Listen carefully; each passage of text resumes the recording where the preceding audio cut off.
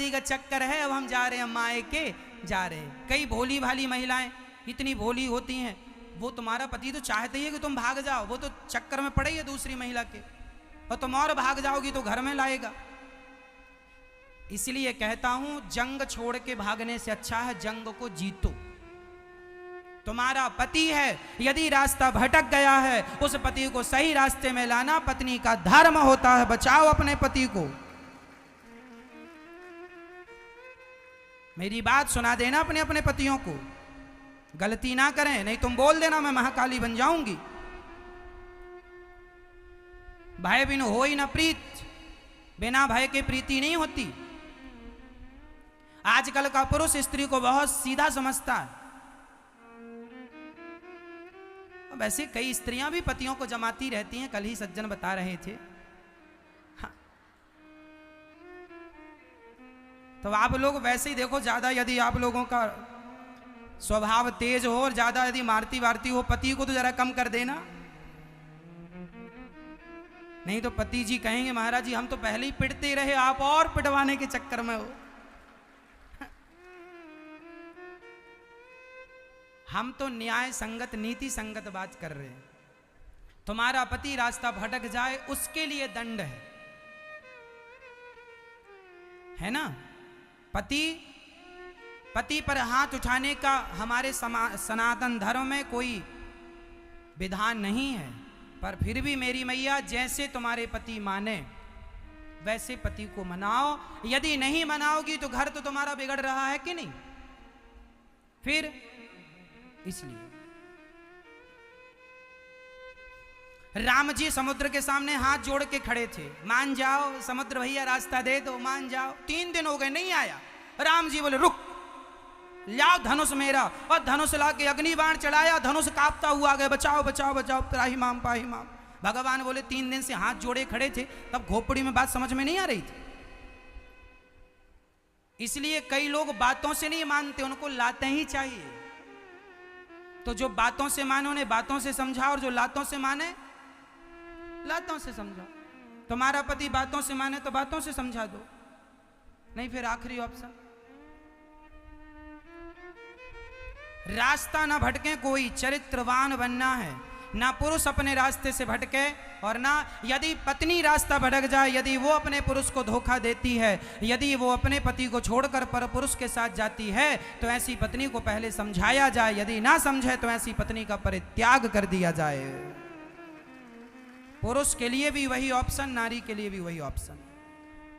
दंड देकर उसका दंड देकर उसका परित्याग कर दिया जाए। यदि नारी अपने स्वरूप से भटक गई, यदि अपने पति को छोड़ के पर पुरुष से संबंध बनाती है, ऐसी स्त्री का परित्याग कर देना चाहिए। पहले समझाओ, मान जा, गलत रास्ते पर चली गई है, आजा लौट के रास्ते पर। पति समझाए, ना समझे तो मार के समझाए, फिर भी ना समझे, तीसरा ऑप्शन है त्याग। त्याग देना चाहिए ऐसी स्त्री को। इसलिए कुल मिला के हम ये कहना चाहेंगे कि आप अपने रास्ते पर रहो और कदापि अपने रास्ते से भटको मत। चरित्रवान पत्नी रहे और चरित्रवान पति रहे तो मारने पीटने की नौबत ही क्यों आएगी? आएगी। इसलिए हमें यहां तक तो जाना ही नहीं है, हमें तो केवल सम्मान से रहना है, सम्मान देना है, सम्मान लेना है और विशेष चरित्र का ख्याल रखना।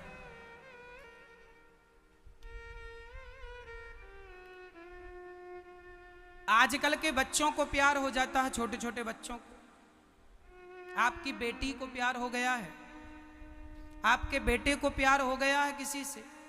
छोटा भी बच्ची को, आपकी बेटी को गोल गोल रोटी बनाना नहीं आता, पर प्यार अच्छा करती है। आपके बेटे को अभी मोबाइल रिचार्ज कराना नहीं आया कि खुद के मोबाइल में 300 का बैलेंस डाल दे।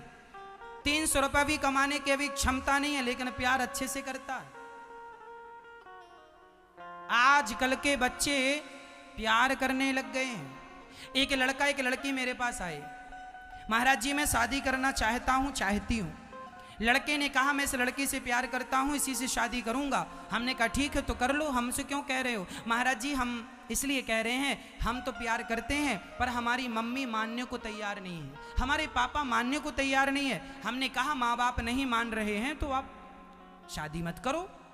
महाराज जी हम तो इस लड़की से बहुत प्यार करते हैं और प्यार करेंगे तो शादी भी करेंगे। अच्छा तो मैंने कहा फिर तेरी माँ का क्या होगा जो तेरे लिए रोती है, तेरे पिता का क्या होगा? बोले महाराज जी हम अपने माँ बाप को छोड़ के दूसरे शहर चले जाएंगे, माँ बाप को छोड़ देंगे लेकिन इस लड़की को नहीं छोड़ेंगे। अच्छा वो लड़की ना अंदर अंदर बड़ी खुश होने लगी, वाह कितना प्यार करता है, मेरे लिए अपने माँ बाप को छोड़ रहा है।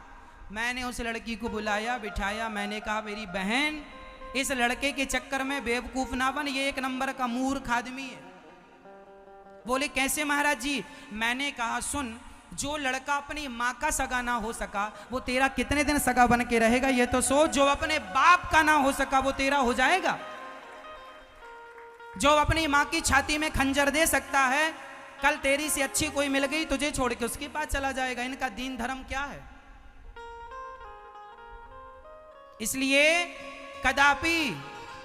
और मैंने उस लड़की से कहा सुन, आपको ये लगता है ना कि ये अपने माँ बाप को छोड़ रहा तो मुझसे कितना प्यार, ये तुझसे प्यार नहीं करता। यहाँ जितनी मेरी बहन और बेटियां बैठी हैं ध्यान से सुनना, कोई लड़का कहे कि मैं तुझसे प्यार करता हूँ, वो तुझसे प्यार नहीं, आपसे प्यार नहीं, आपके सुंदर शरीर से प्यार करता है। शरीर की भूख मिटाने के बाद जैसे चिंगम को चबाकर फेंक दिया जाता है, थूक दिया जाता है, उसी प्रकार तुम्हें चबाने के बाद तुम्हें भी थूक दिया जाएगा, फेंक दिया जाएगा। तुम्हारी कोई वैल्यू नहीं है, तुम्हारे शरीर की भूख है, केवल हवस की पूर्ति है। इसलिए ये प्यार के नाम पर जो क्राइम हो रहा है, इससे बचने के लिए केवल आपकी सावधानी ही पर्याप्त है। किसी लड़के के चक्कर में आपको नहीं आना कि आप किसी लड़के से, किसी लड़के ने कह दिया तुमसे प्यार करते हैं तो आपने अपने आप को हवाले कर दिया। वो क्या करेगा? वो तुमसे प्यार करता तो तुम्हारे शरीर पर कब्जा क्यों करता? प्यार के नाम पर तुम्हारे शरीर पर वो कब्जा करना चाहता है, केवल अपनी भूख मिटाना चाहता है, केवल हवस पूरी करना चाहता है। समझ लो मेरी बातों को, देर हो जाएगी, कोई समझाने वाला नहीं होगा।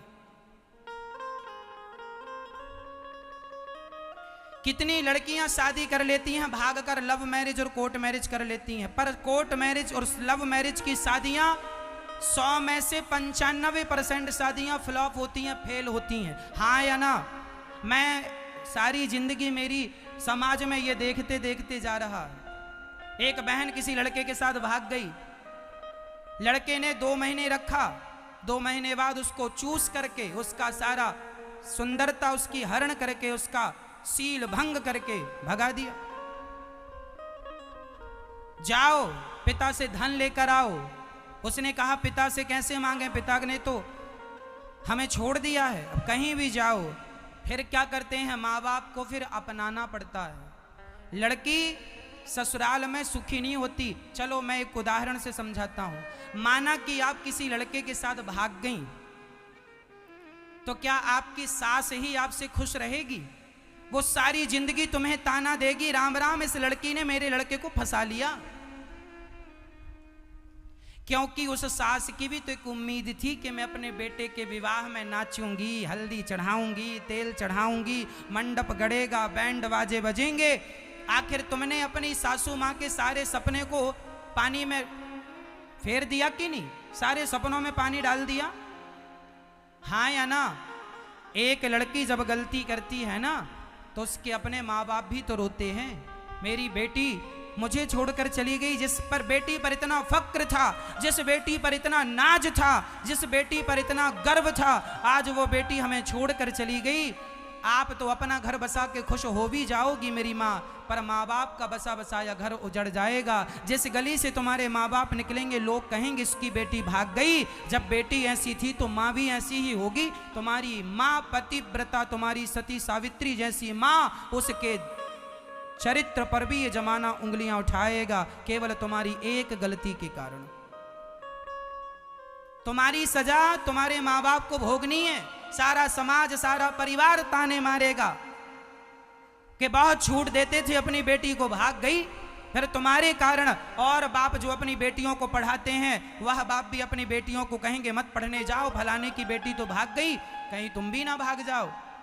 इसलिए लोग अपने पेट में बेटियों को मार देते हैं, बेटी कोई नहीं चाहता, इसलिए कि बेटी भाग जाए तो हमारी नाक शर्म से झुक जाती है। इसलिए बेटियों का फर्ज है, बेटियों का कर्तव्य है, बेटियों का धर्म है कि अपने माँ बाप का सिर शर्म से ना झुकने दो। आप अपने माँ बाप का सिर गर्व से ऊंचा करो, ये तो आपका धर्म है, पर आपके माँ बाप का शर्म से सिर झुक जाए, ऐसी बेटी तो भगवान किसी को ना दें जो अपने माँ बाप का सिर शर्म से झुकाए। ऐसी बेटी हो जो गर्व कर सके माँ बाप, ये मेरी बेटी है। बेटियों ने कितना अच्छा काम किया, चांद तक पहुंच गई बेटी, नाम था कल्पना चावला। कहां तक चली गई? एक बेटी वो चांद तक जा रही है, देश के लिए लड़ रही है, देश के लिए मर रही है, और तुम यहां लड़कों के पीछे पीछे चोर की तरह भाग रहे हो, लुक्का छिप्पी खेल रहे हो। जरा सोचो, एक लड़का जब बारात लेके आता है और अपनी दुल्हन को लेकर जाता है सम्मान के साथ, मेरी बहन तुम्हारी बारात में 100 लोग आएंगे और तुम 100 लोगों के साथ शेरनी की तरह सम्मान के साथ जाना, तुम्हें लेने 100-200 लोगों की बारात आएगी, और क्या चोरों की तरह भाग के चली गई? चोरों की तरह जिंदगी जीना है कि शेर की तरह जिंदगी जीना है? सम्मान से जीना है या अपमान से? निर्णय आपका। क्या जीना है? सम्मान से। सम्मान से कब जियोगी? जब आपका होने वाला पति बारात लेके आएगा और सबके बीच में सम्मान के साथ विवाह की रस्म करके आपको ले जाएगा। ये तो सम्मान के साथ जाना हुआ। सास भी तुम्हारी आरती उतारेगी, जमाना भी देखने आएगा, बहू आई है, बहू आई है। और भाग के जाओगी तो लोग आएंगे तुम्हें गालियां देने, कैसी बेटी है, भाग के आ गई। जमाना तुम्हें ताने मारेगा, ससुराल में भी तुम शांति से जी ना पाओगी। इसलिए निर्णय सोच समझ के लीजिएगा, जीवन भर का निर्णय है। मैं कहता हूं प्यार व्यार के चक्कर में ना पड़िएगा, कोई प्यार व्यार नहीं करता किसी से। कसमें वादे प्यार वफा सब बातें हैं, बातों का क्या? मन्ना डे जी गीत गा रहे हैं, है ना?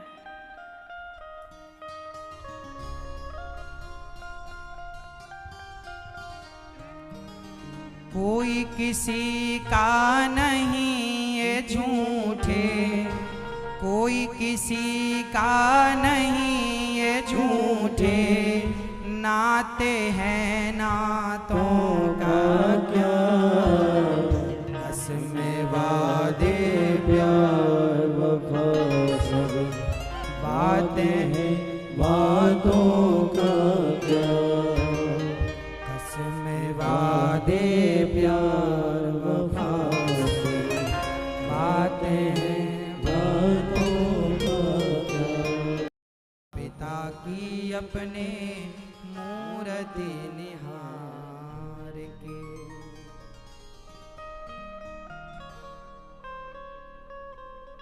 इसलिए मैं हाथ जोड़ के हर बहन और हर भाई से कहूंगा, आप अपनी माँ का दिल ना दुखाना, माँ को रुलाना मत, चरित्र का विशेष ख्याल रखना। आज बच्चे पढ़ने लिखने जाते हैं और पढ़ने लिखने के नाम पर अपना चरित्र बिगाड़ लेते हैं। कितने बच्चे हॉस्टल में जाके रहते हैं बड़े बड़े शहरों में, माँ बाप ने भेजा है अच्छे से पढ़ के आना, पर वो पढ़ने के नाम पर क्या क्या करते हैं, ये किससे छिपा हुआ है? क्या आपको नहीं पता कि वो बच्चे पढ़ने के नाम पर क्या क्या उल्टे सीधे काम करते हैं? क्या ये हमें बताने की ज़रूरत है? बड़े बड़े शहरों में आप देखो, सुनसान गलियों में लड़का लड़की बैठे मिलते हैं। ये वही लड़के लड़की हैं जिसे माँ बाप ने PhD करने के लिए भेजा है, पढ़ने के लिए भेजा है, पर देखो वो अपने माँ बाप को किस प्रकार धोखा दे रहे हैं। और मैं आपसे कह दूं कि आप अपने माँ बाप को धोखे में नहीं, आप अपने आप को धोखे में रख रहे हैं। माँ का दिल कभी ना दुखाना, पिता का दिल कभी ना दुखाना। आज बच्चे अपनी माँ को घर से निकाल देते हैं, घर से धक्के मार कर निकाल देते हैं। आपसे प्रार्थना है आप अपनी माँ को ना निकालिएगा, आप अपनी सास को घर से ना निकालिएगा। गौरी गोपाल वृद्धाश्रम में 200 वृद्ध माताएं हैं ऐसी लगभग जिनके बच्चों ने घर से निकाल दिया है। आपसे हाथ जोड़ के यही प्रार्थना करता हूँ कि यदि आप एक, यदि ये दास अनिरुद्ध 200 माँओं की सेवा कर सकता है तो आप अपनी एक माँ की सेवा तो कर ही सकते हैं ना। इसलिए अपनी माँ की आंखों में आंसू ना आने देना और कभी ऐसा कोई गलत काम ना करना जिससे माँ बाप के जीवन में शर्मिंदगी उनको महसूस हो। सेवा करना। 200 वृद्ध माताएं रहती हैं गौरी गोपाल वृद्धाश्रम में। आश्रम खचाखच भर गया है तो हमने किराए से आश्रम ले रखा है, वहाँ रखते हैं और रोज माँओं के चरण दबाते हैं, रोज माँओं की सेवा करते हैं, रोज माएँ आशीर्वाद देती हैं। आपको पता होना चाहिए, एक माँ हमसे बोली, बेटा अनिरुद्ध, यदि गौरी गोपाल वृद्धाश्रम ना होता तो हमारे बच्चे ने तो घर से निकाल दिया था, हम कहाँ जाती। एक माँ बोली, हम तो केवल आत्महत्या करने जा रहे थे, बच्चे ने निकाल दिया, अब जी के क्या करेंगे। वो दुख सह ना पाई, वो डिप्रेशन सह ना पाई और आत्महत्या करने जाने लगी। तभी किसी ने कहा कि क्यों मरती हो, क्यों नहीं गौरी गोपाल वृद्धाश्रम जाती हो। आपका बेटा सेवा करे ना करे, वहाँ अनिरुद्ध नाम का एक बेटा है, वो आपकी सेवा करेगा। ऐसी कितनी माएँ जो इच्छाएं लेकर, अपेक्षाएं लेकर आई हैं कि हमारी अपनी औलाद भले सेवा ना करे पर अनिरुद्ध सेवा करेगा। तो भक्तों, आप सभी के दान के बल से तो वहाँ 200 माँओं की सेवा चल रही है। वो माताएं आती हैं तो कहीं ना कहीं उनका विश्वास आप लोगों पर होता है कि आप लोग दान करेंगे तो हमारे बेटे ने भले सेवा ना की हो, उन माँओं को वहाँ रहने की, खाने की, दवाई की सारी व्यवस्थाएं वहाँ 200 माँओं की हैं और 1000 माँओं की सेवा में हम लगे हुए हैं। 200 माँओं की तो व्यवस्था है वहाँ, परंतु अब माताएं आ रही हैं, वह आश्रम छोटा पड़ गया, इसलिए इमरजेंसी में एक बड़ा आश्रम बनाने की जरूरत आन पड़ी और उस बड़े आश्रम के लिए आप एक कमरा बनवा के उन माँओं को समर्पित कर सकते हैं। आप उन माँओं के लिए एक कमरा बनवा के, यदि ईश्वर ने आप अपने 10 कमरे आपके बंगलों में हैं, आपके कोठी में 10 कमरे हैं, 4 कमरे हैं, तो एक कमरा माँओं के लिए वृंदावन में आपकी तरफ से, आपकी छांव में रह लेंगी माएँ। कमरा ना सही तो एक कमरे की छत डलवा सकते हैं, आप एक माँ के लिए छाया दे सकते हैं ताकि आप लोग इस सेवाओं से जुड़ सकें। आप किसी माँ के सिर की छाया जरूर बनिएगा। यदि ये भी ना संभव हो तो कोई बात नहीं, आप एक माँ को गोद ले लीजिएगा, जीवन भर रोटी देने का संकल्प। जैसे आप अपनी एक माँ की घर में सेवा करते हैं, ये समझिएगा कि आपकी एक माँ वृंदावन में रहती है, उस माँ के लिए रोटी निकालना आपकी जिम्मेदारी है। आप एक्स्ट्रा आधा घंटा काम करना और एक्स्ट्रा काम करके ज़्यादा पैसा कमाना, इसलिए ये सोचकर कि आपकी एक माँ वृंदावन गौरी गोपाल वृद्धाश्रम में रहती है। आपका ये भाई अनिरुद्ध मैं आपका हूँ, देखो जी मेरी भी एक क्षमता है ना, मेरी कोई फैक्ट्री तो नहीं है, बिजनेस तो नहीं है, व्यापार तो नहीं है, केवल कथा सुनाता हूँ और कथा के बल पे जो आप लोग दान करते हैं उसी के बल पे माँओं की सेवा का सपना रखता हूँ और माँ की सेवा चल रही है, 1000 माँओं की और करनी है। वृंदावन में केवल माँओं की सेवा नहीं, अन्य क्षेत्र की सेवा चल रही है। मुझे लगता जीते जी जो अच्छा इन हाथों से हो जाए। इसलिए मैं कहता हूं कि आपका भी धन धर्म से आप जोड़ देंगे तो इसी बहाने आपसे पुण्य हो जाएगा। आपका कोई पुण्य ईश्वर की डायरी में मिले ना मिले, लेकिन जवाब इन माँओं को, रोती हुई माँओं के आंखों में आंसू पहुँचने का जब आप इन माँओं के आंसू पहुँचेंगे और आप इन माँओं की रोटी बनेंगे तो निश्चित ये पुण्य ईश्वर की डायरी में अंकित होगा कि आपने पुण्य किया है, किसी भूखे को भोजन दिया है। एक मैया गौरी गोपाल वृद्धाश्रम में आई, आपको टीवी के माध्यम से उन्होंने बताया था, आप लोगों ने सुना कि नहीं? हर माँ का हम परिचय कराते हैं टीवी के माध्यम से, आप लोगों ने भी सुना होगा। एक माँ ने हमसे बताया, बोले महाराज जी हम 25 दिनों से निकले हैं घर में, आज गौरी गोपाल वृद्धाश्रम में आके भरपेट भोजन किया है। बच्चे ने खाने तक को नहीं दिया, कोई पैसे नहीं थे, जैसे तैसे यहाँ वहाँ साधन जुटा के वो आई, रुकती हुई रमती हुई। 25 दिन बाद उन्होंने भरपेट भोजन किया। तब मुझे तसल्ली मिली कि चलो विधाता मेरे से पूछेंगे, अनिरुद्ध तुझे मैंने संसार में भेजा था, तूने क्या किया? मैं कह सकता हूँ कि इन बेसहारा माँओं का सहारा बनकर इन माँओं को भोजन दिया है। इन माँओं का पेट भरने में मैंने कोई कसर नहीं छोड़ी।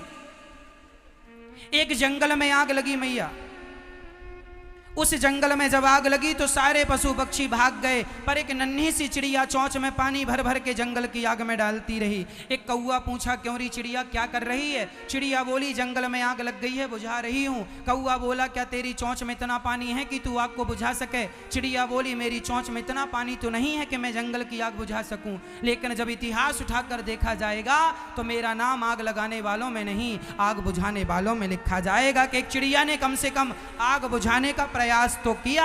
आज बच्चे अपनी मां को घर से निकाल रहे हैं तो मेरा नाम आग मां को घर से निकालने वालों में नहीं, मां को घर में रखने वालों में ये दर्ज किया जाएगा कि चलो किसी ने निकाला तो किसी ने तो सहारा दिया। तो आपका एक छोटा सा सहयोग यदि इन माओं का सहारा बनता है तो क्या घटेगा आपका? इसलिए आप इन माओं का सहारा बनिए और आप ही वो चिड़िया बनिए जो जंगल में लगी आग को बुझाने के लिए, हमारी चोंच में कम पानी ही सही, पर पानी तो है, आग तो नहीं है मेरी चोंच में। मैं आग बुझाने का काम कर रहा हूं, आग लगाने का तो नहीं। उनसे अच्छा हूं ना जो आग लगाने का काम कर रहे। यदि आपके सहयोग से किसी मां को भोजन मिलता है तो यही आग बुझाने का काम। सब लोग बैठ जाइए। भगवान श्री कृष्ण को झूठा कलंक लगा। भगवान जाते हैं और प्रसेन को प्राप्त करते हैं और एक गुफा में प्रवेश कर जाते हैं जहां जामवंत की बेटी उस मणि से खेल रही थी। जामवंत जी को भगवान ने युद्ध में संतुष्ट किया और जामवंत की बेटी से भगवान ने दूसरा विवाह किया। तीसरा विवाह भगवान का सत्यभामा से हुआ।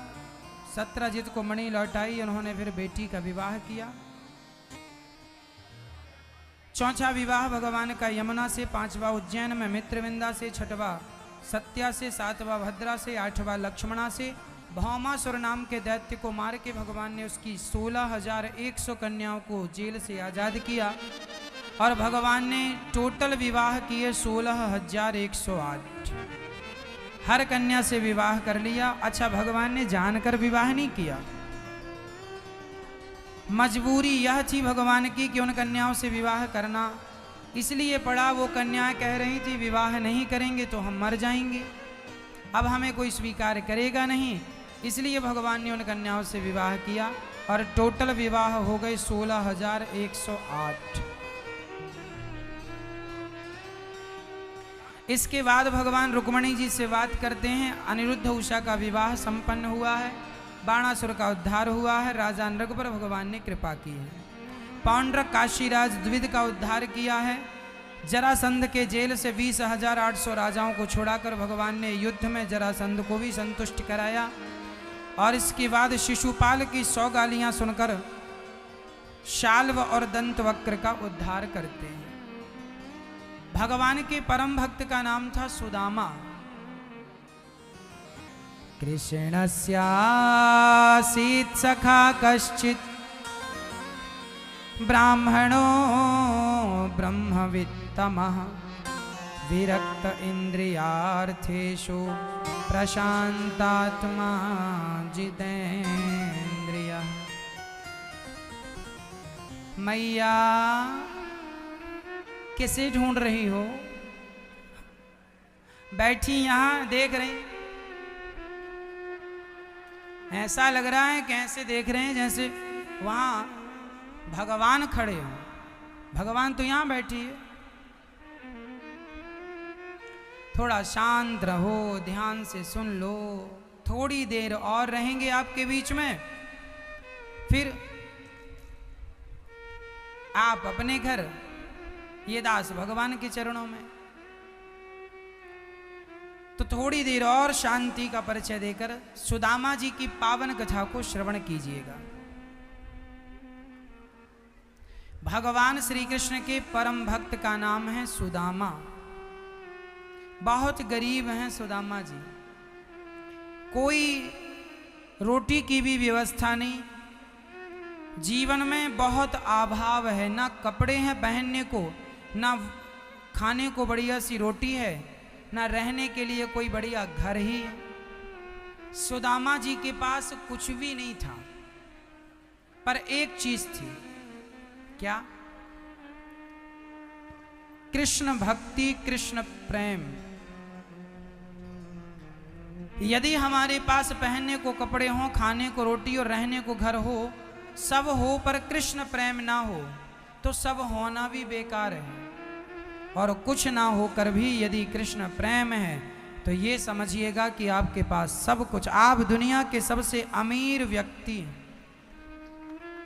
क्योंकि आपके पास वह अनमोल वस्तु है जिसके लिए बड़े बड़े साधु संत भी तड़पते हैं और तरसते हैं। क्या है आपके पास? भगवत प्रेम है। सुदामा जी के पास कपड़े नहीं थे। अच्छा देखो, कुछ लोगों के पास आज भी कपड़े नहीं हैं, आज भी घर नहीं है और आज भी रोटी नहीं, पर तब में और अब में अंतर क्या है? सुदामा जी के पास कपड़े, रोटी और घर नहीं थे, पर नहीं होने की वो शिकायत कभी नहीं करते थे। और आज किसी के पास कुछ ना हो तो वह शिकायत करता है। हमारे पास कुछ नहीं है पर हमें कोई शिकायत नहीं है। नहीं है तो जैसे रखें राम जी, रहना चाहिए। सीताराम सीताराम कहना चाहिए। नहीं है तो कोई बात नहीं, भगवान की मर्जी, तेरी मर्जी का मैं हूं गुलाम, मेरे अलवेले राम। भगवान सुख में रखेंगे मैं सुख में रहूंगा, दुख में रखेंगे दुख में रहूंगा। जिंदगी की डोर सौंप हाथ दीनानाथ के, महलों में रखें चाहे झोपड़ी में वास दे, जैसे रखेंगे हम वैसे रहेंगे। शिकायत नहीं।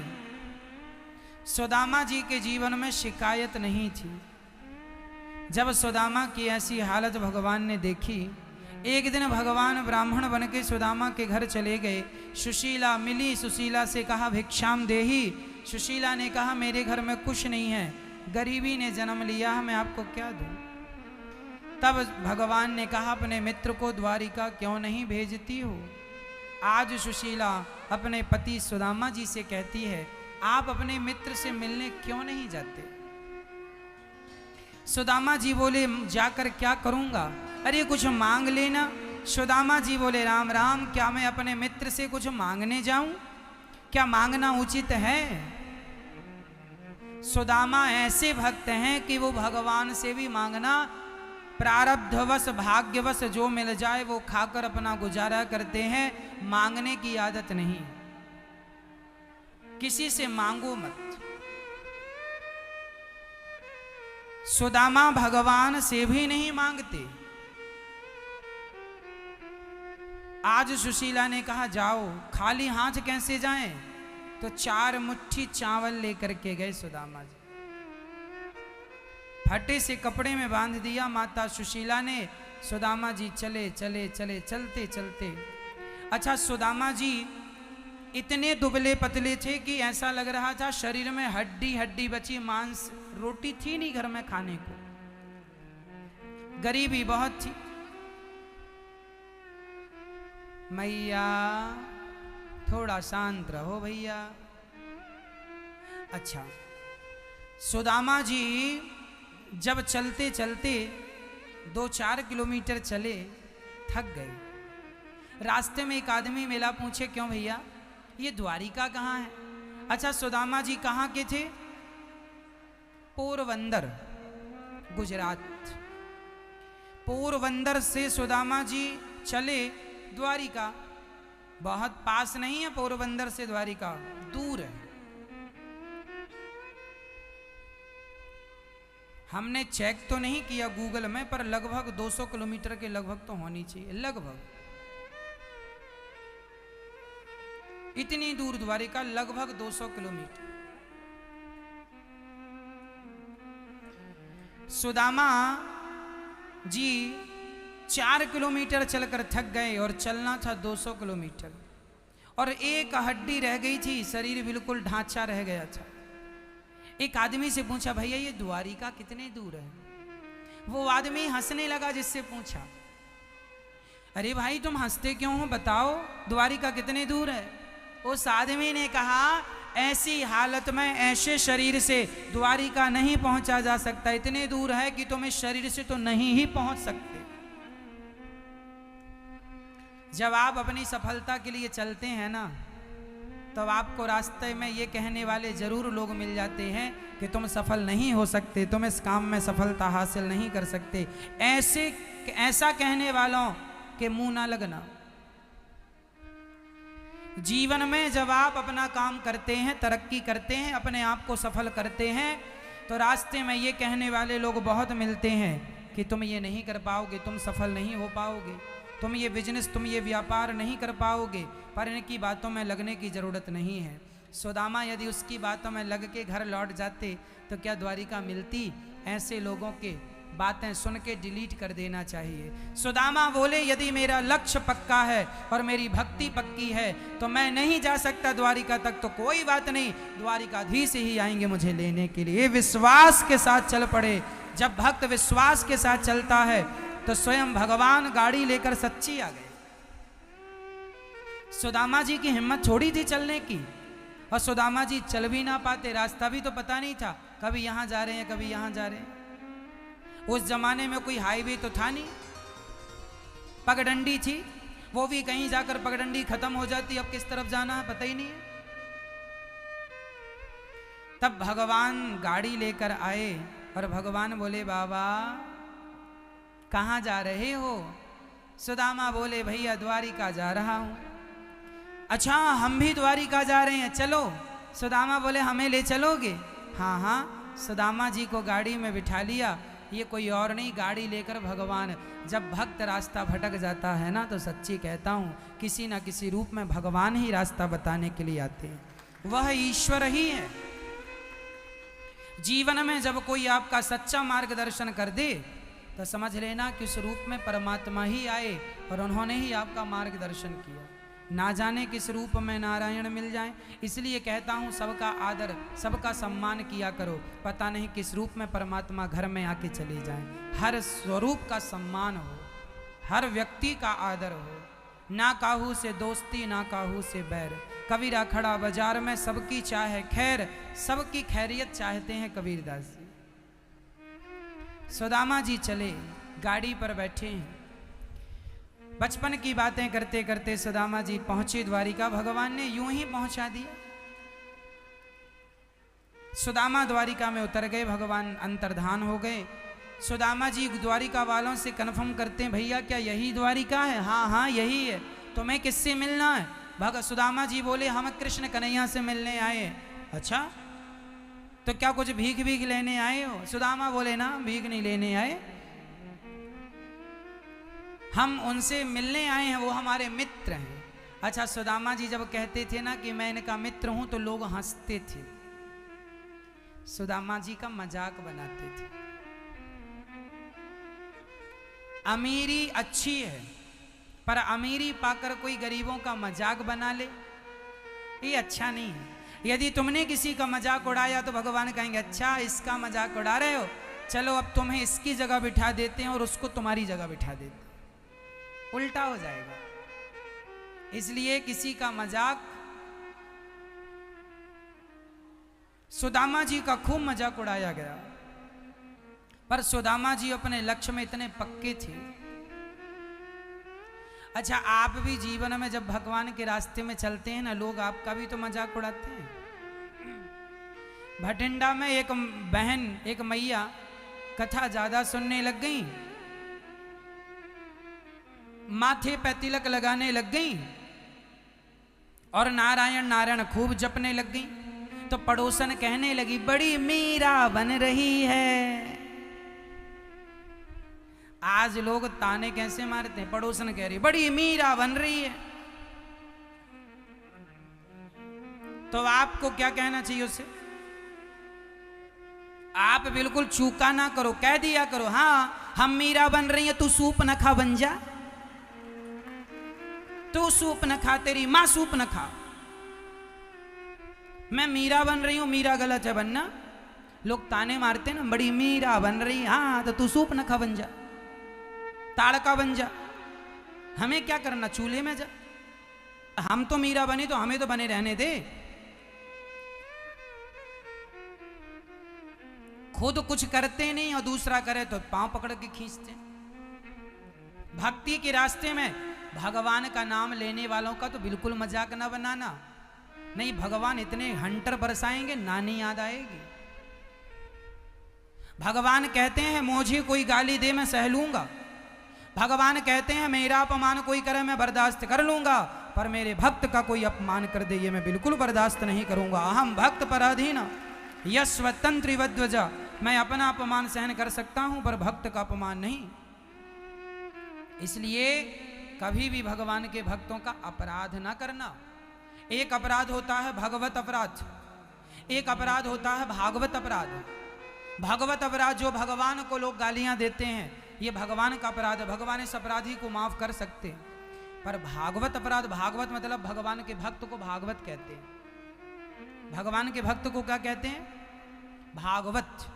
तो जो भागवत अपराध है, जो भक्तों का अपराध है, ईश्वर उसे बिल्कुल माफ नहीं करते। इसीलिए जिसके माथे पे तिलक लगा हो, जिसके मुंह पे राम नाम हो, वो कैसा भी हो हमारे लिए वंदनीय है। गलत कर रहा है तो आप रास्ता बता दो प्यार से, पर आप उसका अपमान करें, आप उसकी आलोचना करें, यह अधिकार हमें नहीं।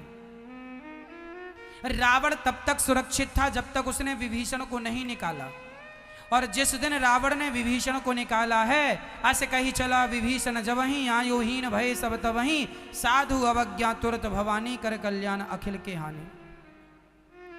कोई चारों सब जगह का राजा क्यों ना हो, यदि साधु संतों का अपमान कर दे। रावण ने विभीषण का अपमान किया और घर से लात मार के निकाला, तो रावण ने विभीषण को जिस दिन से निकाला है, रावण ने विभीषण को नहीं अपने भाग्य को ही लात मार के निकाल दिया। उसी दिन से रावण का सर्वनाश चालू हो गया, जिस दिन से रावण ने। अच्छा, राम जी लंका में तब तक नहीं गए जब तक विभीषण था कि मेरा भक्त है, रावण कैसा भी है मेरे भक्त की शरण में है, मैं इसका कुछ नहीं बिगाड़ूंगा।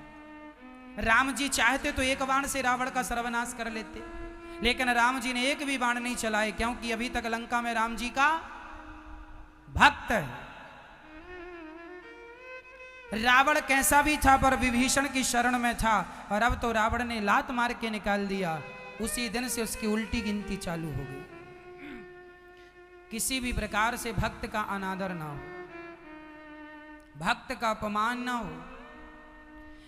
आप भी माथे पे तिलक लगाया करो, आप भी सिखा रखा करो। चोटी, आजकल बच्चे चोटी नहीं रखते। चोटी मतलब एंटीना, सिग्नल आएगा यहीं से, सॉफ्टवेयर यहीं से तो डाउनलोड होते हैं। चाणक्य की चोटी थी, आपके बच्चों की चोटी नहीं है, सिखा नहीं है। इसलिए ये बच्चे गधे हो रहे हैं, गा से गधा, गा से गणेश नहीं बनेंगे, क्योंकि एंटीना कटवा दिया, खत्म। नेटवर्क अच्छे मिल रहे हैं मोबाइल में, नेट अच्छा काम कर रहा है, तुरंत चीजें डाउनलोड हो जाती हैं, हाँ या ना। बस भक्त भगवान की कनेक्टिविटी यहीं से है, डायरेक्ट ऊपर से, यहीं से ईश्वर सब डालते रहते हैं। एंटीना होना चाहिए। चोटी सिखा, बच्चों की सिखा रखा करो, बुद्धिजीवी बनेंगे, चाणक्य बनेंगे। और नहीं रखा बाल, नहीं रखी चोटी, नहीं रखी सिखा, गधे तो फिर हैं ही। बच्चों को कहो माथे पे तिलक लगाया करें। अच्छा ये बताओ, हमारी संस्कृति का बचाव हम नहीं करेंगे तो क्या पाकिस्तान से लोग आएंगे? यदि हिंदू लोग ही सिखा नहीं रखेंगे, हिंदू लोग ही तिलक नहीं लगाएंगे, हिंदू लोग ही कथा और भागवत नहीं सुनेंगे, हिंदू लोग ही अपने धर्म का अनुसरण नहीं करेंगे, तो क्या पाकिस्तानी आएंगे तिलक लगाने के लिए? क्या वो राम राम जपने आएंगे? फिर तुम्हारी संस्कृति का प्रचार कौन करेगा? तुम्हारे धर्म का प्रचार कौन करेगा? आपको खुद करना पड़ेगा। और धर्म के रास्ते में जब हम चलते हैं तो हमें देख करके दूसरों को भी चलने की प्रेरणा मिलती है। तिलक लगाया करो माथे पे। मुसलमान को टोपी लगाने में कोई परहेज नहीं है, पर हिंदुओं को तिलक लगाने में, सिखा रखने में परहेज है। जब तुम्हें अपने धर्म से ही प्यार नहीं है तो धर्म तुम्हारी रक्षा कैसे करेगा भाई?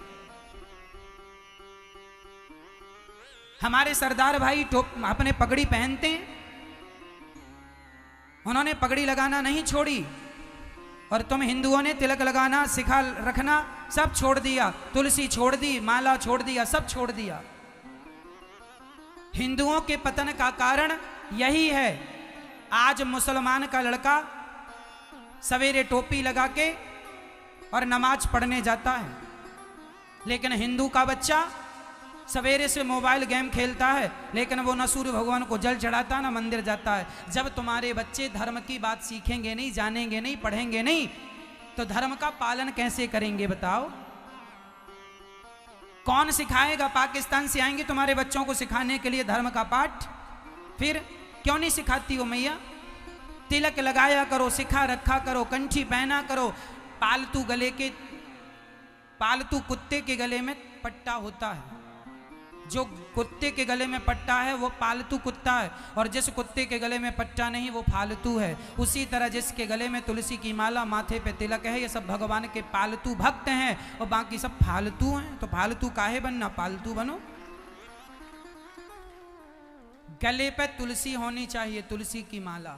सोना चांदी कितना भी पहनो, पर तुलसी जब गले में होती है और हम जल से स्नान करते हैं, तुलसी का स्पर्श होते ही वह जल गंगा जल हो जाता है। और तुलसी जिसके गले में होती है वह आदमी प्राण त्याग दे तो वह कभी नरक नहीं जाता, वह भगवान के परम धाम को जाता है, क्योंकि तुलसी उसके गले में। तुलसी की बड़ी महिमा है। आज बड़ी बड़ी कंपनियों ने, दवाई की कंपनियों ने तुलसी का अर्क बनाना स्टार्ट कर दिया है।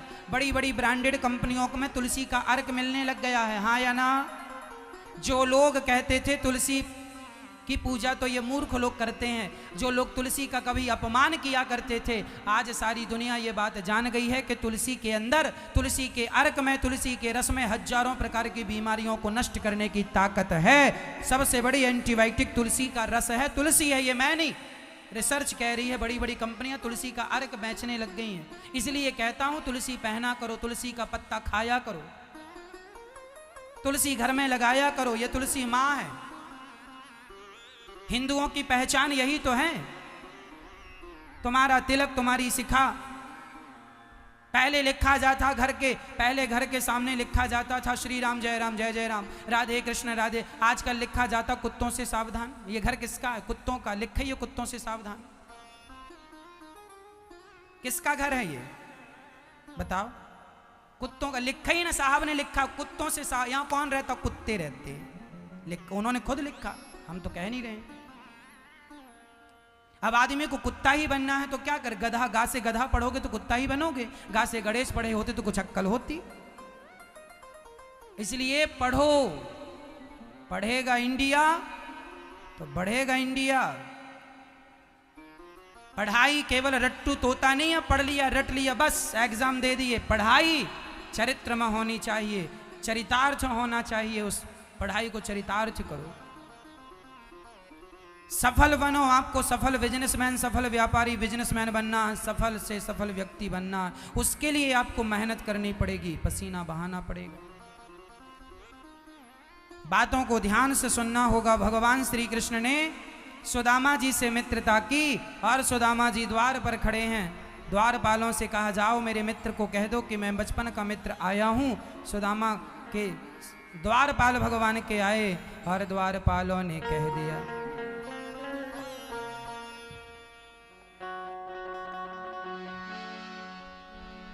क्या कहा द्वारपालों ने? शीश पगाना जगा तन में आई, जाने को आही बसेंगे ग्रामा। होती भटी सिलटी बुबटी अरु पायो पासन की नहीं सामा। द्वारे खड़ो दोज दुर्बल एक, रहो छकी सोवा सुधाया विरामा। पूछो दीन दयाल को धाम, बतावत आपनो नाम सुदामा। पूछो दीन दयाल को धाम, बतावत आपनो नाम सुदामा। भगवान ने कहा, सुनो क्या हुआ द्वारपाल? द्वारपाल ने कहा, आपके बचपन का मित्र सुदामा आया। सुदामा दौड़ पड़े भगवान, सुदामा सुदामा। सुदामा को भगवान ने देखा कि खड़ा है द्वार पर। भगवान ने हृदय से लगा लिया और सुदामा को लाकर अपने आसन पर बिठाए और नेत्रों के जल से देखे सुदामा की दीन दशा, करुणा करके करुणा निधि रोए। पानी मरद दो हाथ छुओ नहीं, नैनन के जल से पग धोए। पानी मरद दो हाथ छुओ नहीं, नैनन के जल से पग धोए। सुदामा जी को अपने आसन पर बिठाकर नेत्रों के जल से चरण धोए। दो पग भगवान ने, दो मुट्ठी चावल खाकर सुदामा क्या लाए हो, चावल छिपाने लगे। पहली पोटरी दे दी भगवान को, सुदामा जी ने चावल निकाले। पहली मुट्ठी चावल ठाकुर जी ने ग्रहण की, दूसरी मुट्ठी चावल खाने लगे। भगवान आंखों में आंसू आ गए, मेरा मित्र इतनी गरीबी में रहा पर एक बार शिकायत नहीं किया। अंत में तीसरी मुट्ठी चावल खाने लगे। रुक्मणी जी ने हाथ पकड़ लिया, सरकार सारा आप ही खा लेंगे क्या? तब भगवान ने कहा लो आप भी खाओ। तीसरी मुट्ठी खाए नहीं, दे दिया। दो मुट्ठी चावल के बदले दो लोकों का स्वामी बना दिया भगवान ने। इतना सा लेकर इतना कुछ देते हैं तो भगवान। अच्छा, शर्त यही है, पहले आपको देना पड़ेगा। जब तक आप नहीं देंगे तब तक ईश्वर आपको नहीं देंगे। इसलिए जो दान करते हैं, जो देते हैं, वही ईश्वर के द्वार से पाते हैं। इसलिए दोगे तो पाओगे। आज वामन जयंती है, आपको वामन जयंती की बहुत सारी शुभकामनाएं। आज का ही दिन था जब वामन भगवान ने इस धरती में अवतार लिए और राजा बलि के यहाँ जाकर 2 पग भूमि का, 3 पग भूमि को याचना किए। 2 पग में सब नाप कर तीसरा पग राजा बलि के मस्तक पर रखते।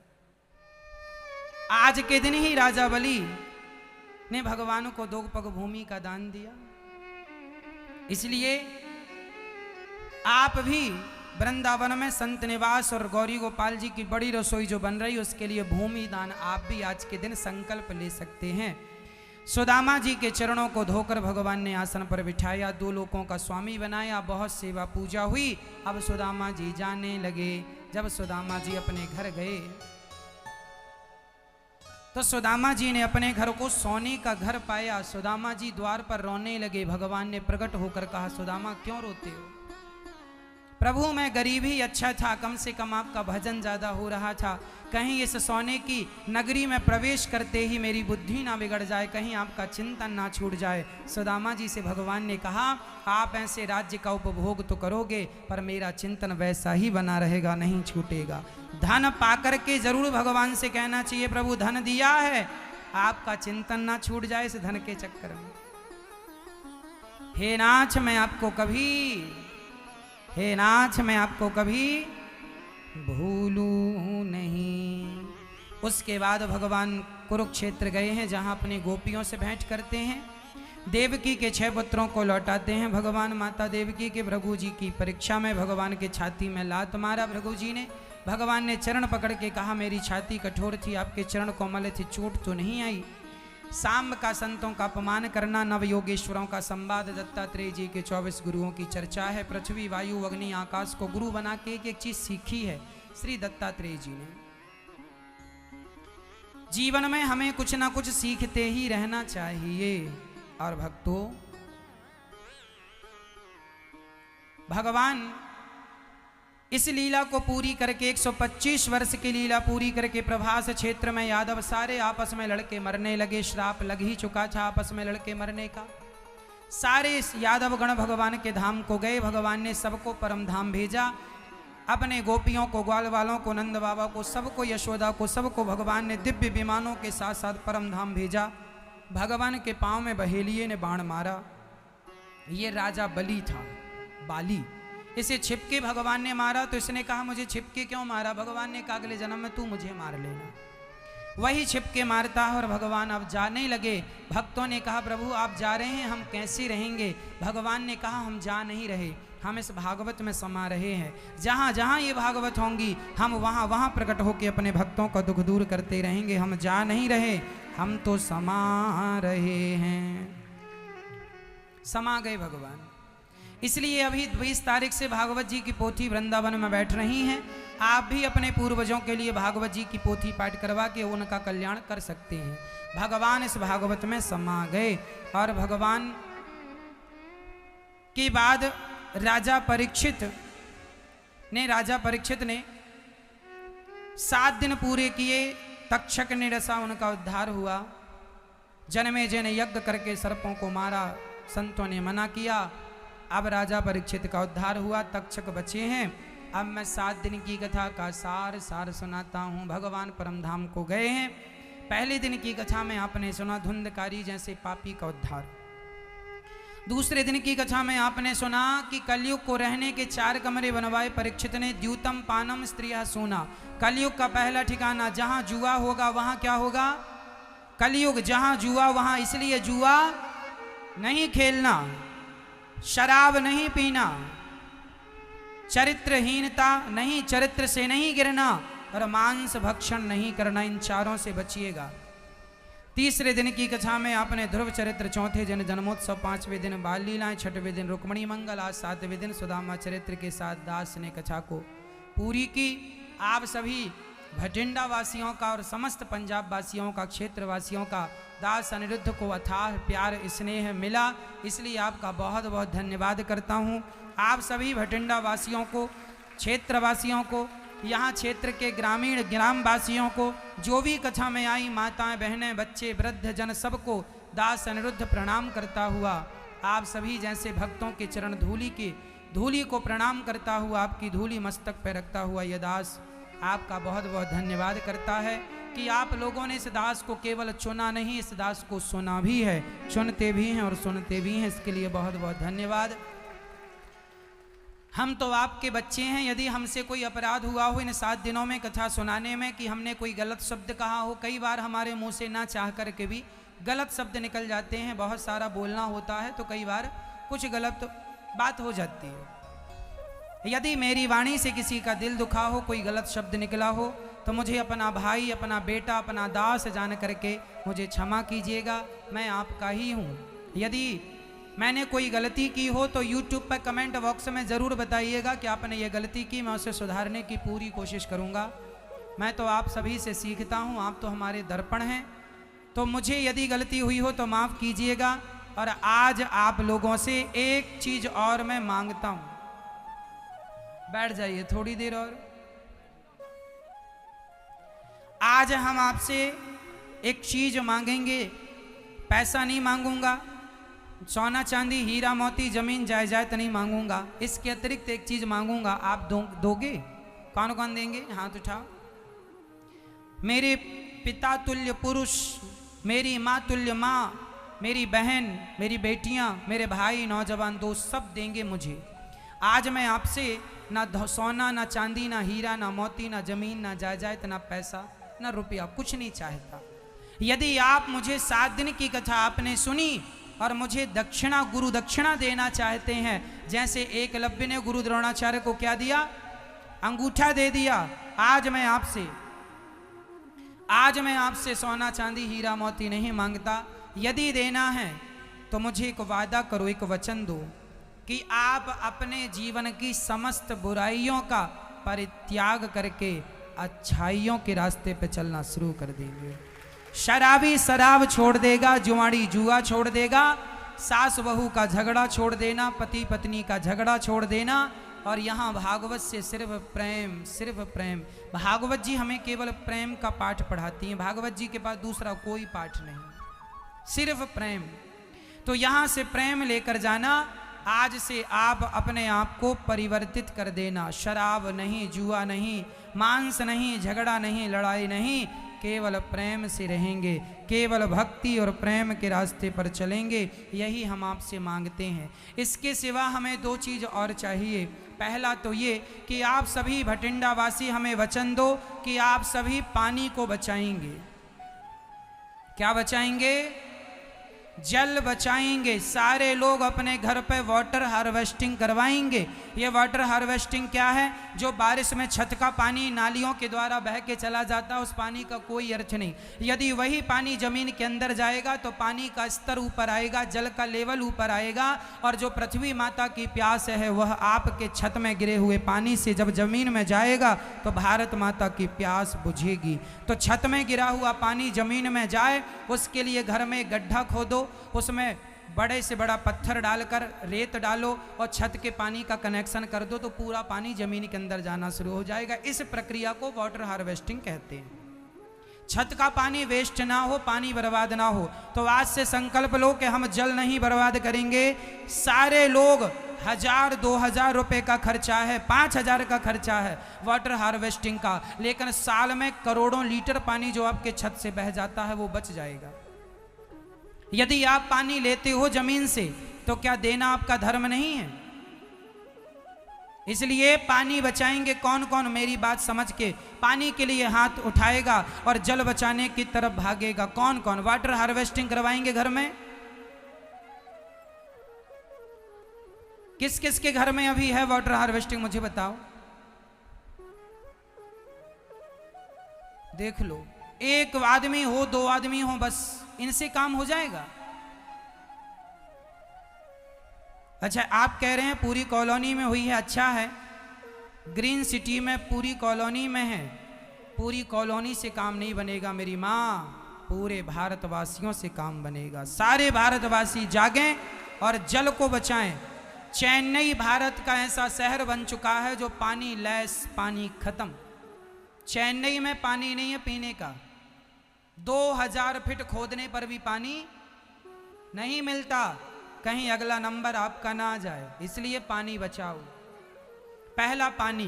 दूसरा, इस कथा को आपने सुना है, एक संकल्प जरूर लो, एक वृक्ष जरूर लगाएंगे, ये संकल्प लेकर जाओ, कम से कम एक। आप अपने पार्क में जहां आपको स्पेस मिल जाए, जगह मिल जाए, वृक्ष भी काय का, या तो नीम, या तो पीपल, या तो बट वृक्ष। कौन सा वृक्ष? पीपल, नीम, बट, ये तीनों वृक्ष ऐसे हैं सबसे ज्यादा ऑक्सीजन देते हैं। इसलिए हमें प्रकृति का संरक्षण हम नहीं करेंगे तो कौन करेगा? तो जल और वृक्ष दोनों के लिए आप हाथ उठाइए कि मुझे विश्वास दीजिए, एक वृक्ष लगाएंगे कम से कम और उसका संरक्षण करेंगे। करोगे? हाँ या ना? दास अनिरुद्ध ने कोई अपराध किया हो तो अपना बेटा, अपना भाई, अपना दास जान के क्षमा कीजिएगा। भगवान परमधाम को गए, राजा परीक्षित परमधाम को गए, भागवत सुन के 7 दिन की कथा पूरी हुई। मेरे संग श्लोक गुनगुनाइए, बोलिए। नाम संकीर्तनम यस्य, नाम संकीर्तनम यस्य, सर्व पाप प्रणाशनम, सर्व पाप प्रणाशनम, प्रणामो दुख शमनस्, प्रणामो दुख शमनस्, तम नमामि हरिं परम, तम नमामि हरिं परम। बोलो हे नाथ, दोनों हाथ उठाओ, बोलो हे नाथ, मैं आपको कभी भूलूं नहीं। हे नाथ, मेरे अपराधों को क्षमा करके मुझे अपनी भक्ति प्रदान कीजिए। मैं आपकी शरण में हूँ। हे नाथ, आप ही हमारी माता हो, आप ही हमारे बंधु हो, आप ही हमारे पिता हो। हे नाथ, आपके सिवा इस संसार में हमारा कोई नहीं है। हे नाथ, हमें स्वीकार कीजिए। हरिः शरणम, हरिः शरणम। आप लोग अपने घर में रोज कीर्तन करेंगे आधा घंटा श्रीमन नारायण का। और अभी 20 तारीख से कथा होगी टीवी पर लाइव, तो आप अपने घर में से कौन कौन देखेंगे कथा? मैया खड़े ना होना, मेरी प्रार्थना हाथ जोड़ के। होली का दर्शन आनंद से करना है तो